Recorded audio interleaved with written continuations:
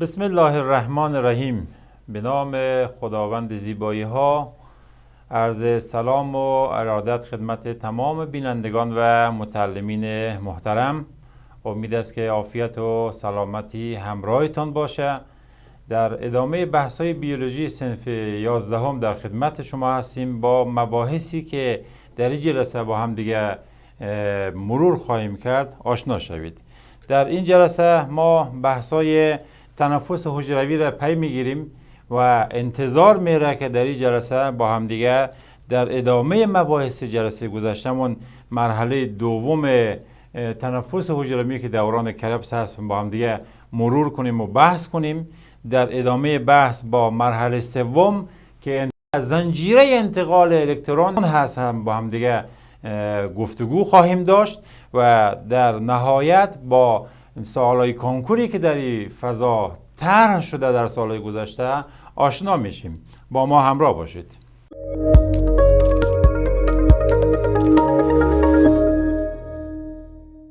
خب، در جلسه گذشته و ابتدای بحث فصل پنجم ما بحث انواع تنفس حجروی را با همدیگه بحث کردیم و گفتیم در نقطه مقابل عملیه ترکیب زیایی قرار میگیره. در اونجا انرژی از آفتاب گرفته میشه و در قالب یک ماده خوراکه در نهایت ذخیره میشه، اما برای آزاد شدن این انرژی که در مواد خوراکه هست باید موجودی مثل انسان اون مواد خوراکه را مصرف بکنه و با در نهایت در درون حجره با یک مکانیزم خیلی مشخص و پیچیده‌ای بتوانه انرژی و ماده خوراکه را آزاد بکنه و در قالب مولکولی به نام ATP او را ذخیره بسازه.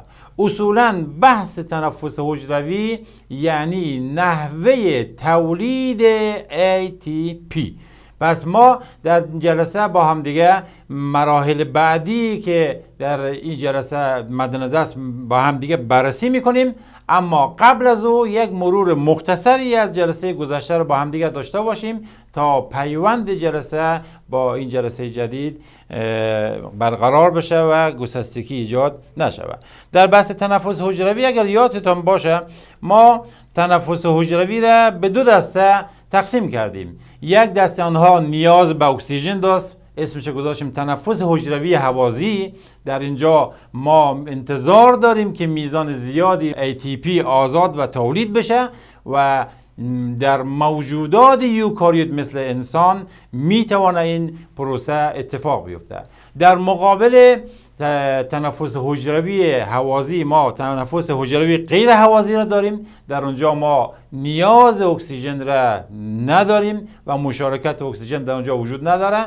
فاقد هر گونه مصرف اکسیژن هست در مرحله بی هوازی. در اونجا ما شاهد هستیم که این فرایند در درون موجودات پروکاریوت اتفاق میفته و میزان ATP که در اینجا تولید میشه فوق العاده نسبت به پروسه هوازیش کمتر خواهد بود و به این ترتیب ما جلسه اول را که مقدار زیادی درباره انواع تنفس هوازی بود با هم دیگه مرور کردیم. اما بحث بعدی ما در این است که ما در فرایند تنفس هوازی شاهد هستیم که مولکول های گلوکوز می توانه با ترکیب شدن به اکسیژن در نهایت میزان زیادی ATP تولید کنه. این هم تعریفی بود که برای تنفس هوازی در نظر گرفتیم.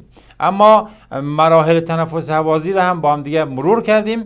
در اونجا به شما گفتیم که 3 مرحله گلایکولیز، دوران کرپس و زنجیره انتقال الکترون، این 3 مرحله مربوط به تنفس حجروی هوازی است. خب اما بعد از اینکه ما در جلسه قبل گلایکولیز را با همدیگه مفصل بحث کردیم، وارد دور دوم تنفس حجروی هوازی میشیم. مرحله دوم دوران کرپس هست. چه علتی داره که نامش کرپس گذاشته شده؟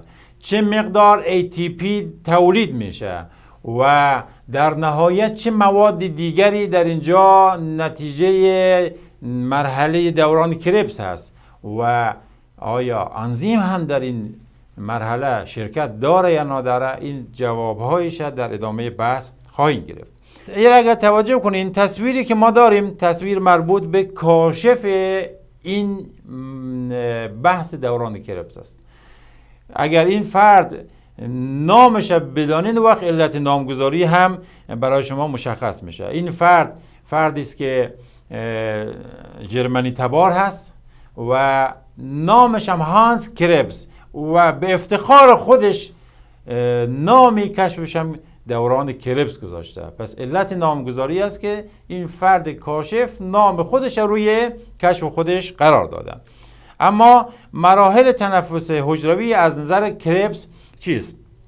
در کتاب اینگونه آمده که جناب کربس آمده گفته آقا ما از دستگاه و سیستم هاضمه میبینیم که تنفس حجروی شروع میشه.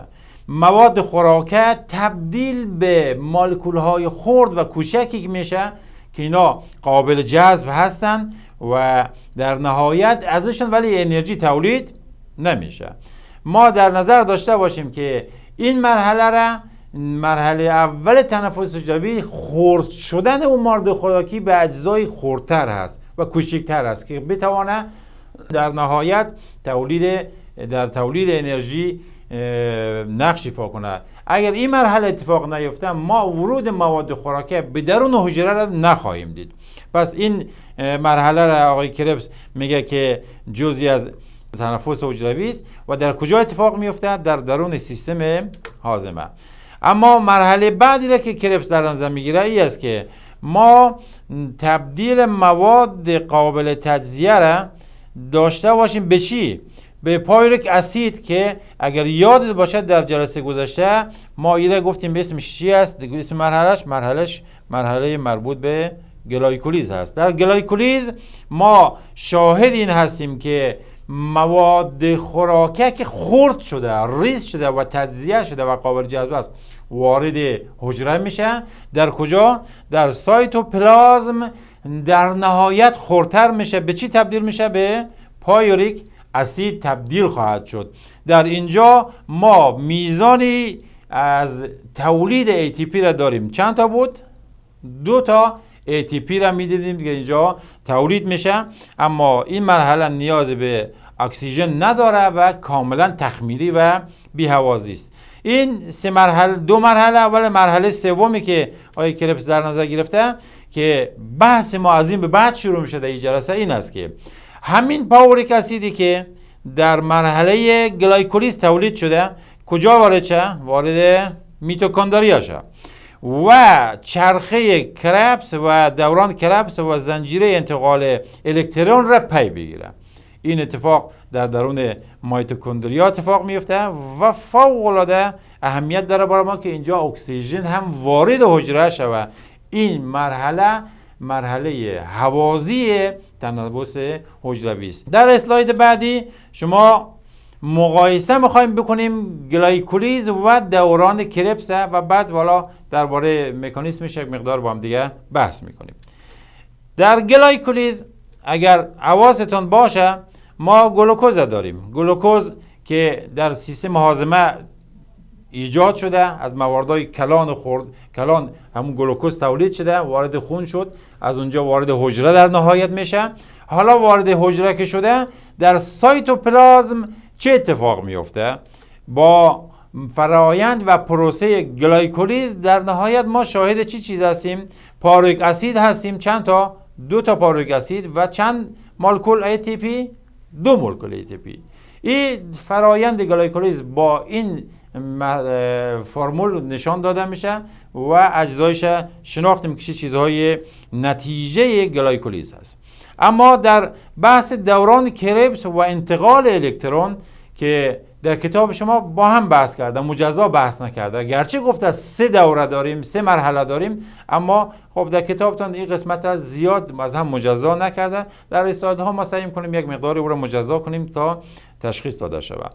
خب توجه کنین در اونجا ما باز همون گلوکوز داریم، اما این دفعه درون میتوکندریا با اکسیژن ترکیب میشه و با حضور انزیم هایی که وجود داره، در نهایت کربن دی اکساید داریم و آب تولید میشه، انرژی و توجه شد خروجی مرحله دوران کربس و انتقال الکترون در نهایت 38 ATP است که فوق العاده انرژی بالایی است و قابل قیاس با مرحله گلایکولیز نیست. همین معادله را به یک سبک دیگه میتونیم ببینیم، فرمولیش ببینین.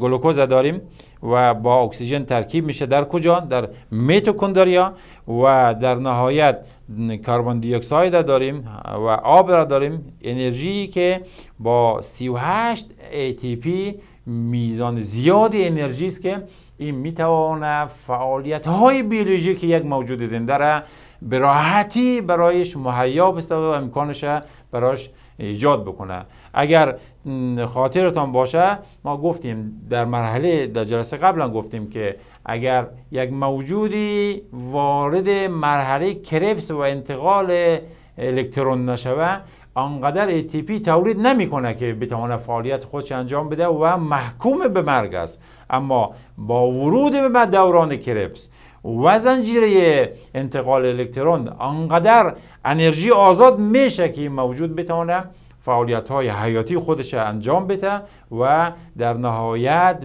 به حیات خودش ادامه بده. اسلاید بعدی را که توجه کنین، تنفس حجروی را همین مراحل در شکل با هم دیگه یک مرور بکنیم. در تنفس حجروی هوازی ما یک مرحله داریم به نام گلوکولاز که در اینجا گلوکولاز نهایت خروجیش چون برای ما ATP مهم است، مواد دیگه هم تولید میکنه، خیلی جاها و خیلی مواد مفید دیگه هم تولید میکنه. اما برای ما چون بحث تنفس حجروی با ATP گره محکمی خورده، ما از نظر ATP که تولید میشه با هم دیگه بحث میکنیم. خب دو مولکول ATP، اما این قسمت کلا با هم دیگر که در درون میتوکندریا اتفاق میفته، این اصطلاحاً میشه قسمت چی؟ هوازی تنفس حجروی. در اینجا ما حتما بدون استثنا نیاز به اکسیژن داریم که باید وارد حجره شود. اما توجه داشته باشین در این فرایند خروجی ما کربن دی اکساید هست و 36 ATP که جمع با این دو ATP که در گلایکولیز تولید میشه، گلایکولاز 38 تا نبات باشه و در نهایت مولکول های آب هم تولید میشه. این قسمت را که توجه کنین ما داریم دوران کربس و این طرف داریم زنجیره اصطلاحاً الکترونی که قابل تفکیک است. این پس مرحله یک ماست، این مرحله 2 ماست و این قسمت هم مرحله 3 ماست که قابل تفکیک از هم دیگه میتونه باشه. خب چیزی که مهمه است که ما با کمبود اکسیژن قطعاً وارد مرحله کربس و زنجیره الکترون نخواهیم شد و دچار اختلال میشه، قسمت هوازی متوقف میشه و تولید ATP فوق العاده کاهش پیدا میکنه. اما اینم در نظر داشته باشین که اگر اجازه بدید من اینا رو براشون پاک بکنم. بله، نکته را در نظر داشته باشین که در تنفس حجروی از هر مولکول گلوکوز که وارد حجره میشه و در پروسه تنفس حجروی شرکت میکنه، خروجیش داریم 6 مولکول کربن دی اکساید و 6 مولکول آب و 38 مولکول ATP ماحصل تنفس حجروی از یک گلوکوز هست. خب این را در نظر داشته باشین که ما برای اینکه این فرایندها و پروسه های مراحل مختلف تنفس حجروی امکان پذیر باشه نیاز به انزیم های داریم که انواع متعدد داره که وارد بحثش نمیشیم، بسیار گسترده است. خب بحثمان را جلسه قبل و این جلسه ما را با هم دیگه مرور کنیم، جمع ببندیم و وارد سوالای کنکور شویم. خب توجه داشته باشین از این قسمت مولکول گلوکوز وارد حجره میشه. اگر این غشای حجروی در نظر بگیرین، با ورودش به درون سایتوپلازم ما شاهد آغاز مرحله گلایکولیز هستیم. گلایکولیز در نهایت گلوکوز تبدیل به پایروک اسید میشه. چند تا؟ 2 تا پایروک اسید. پایروک اسیدها در نهایت خدمت هستم که میتونه وارد مرحله بعدی بشه. این قسمت اگه توجه کنید، این قسمت برای ما مرحله چی هست؟ تخمیری هست، مرحله بی هوازی هست. 2 مولکول ATP حاصل و نتیجه مرحله گلایکولیز هست. این قسمتی که در اینجا میبینید، این قسمت مرحله هوازی ما هست. در اینجا ما اکسیژن نیاز داریم، باید وارد حجره شود. موادی که در گلایکولیز تولید شد پایروک اسید هست. پایروک اسیدها وارد مرحله دوران کربس میشه. در دوران کربس در نهایت ما میبینیم خروجی بحثمان کربن دی اکساید هست و NADH هست و 2 مولکول ATP. NADH توجه داشته باشین که قاعدتاً باید 2 تا دوران کربس اتفاق بیفته. چرا؟ چون 2 تا پایروک اسید در اینجا آزاد میشه و تولید میشه. خب ماحصل اینها در نهایت این است که ما وارد مرحله سوم خواهیم شد که در این قسمت میبینین. در این قسمت مرحله سوم بحث انتقال و زنجیره انتقال الکترون را داریم. نتیجه قسمت هم چی است؟ 34 ATP هست. 34 ATP و جمع کنیم با اونای دیگه که 2 ATP در دوران کربس و 2 ATP هم در گلایکولاز، در نهایت ما 38 ATP را میبینیم تولید خواهد شد و این میزان زیادی ATP هست که برای ما حائز اهمیت است و حیات یک موجود زنده را میتونه در نهایت به دنبال داشته باشه. خب بحث ما درباره تنفس هوازی و تنفس حجروی هوازی تمام شد، اما با همدیگه به سوالهایی که در این قسمت ها ما دیدیم طرح شده در کنکورهای سال گذشته میپردازیم و با همدیگه مرور میکنیم.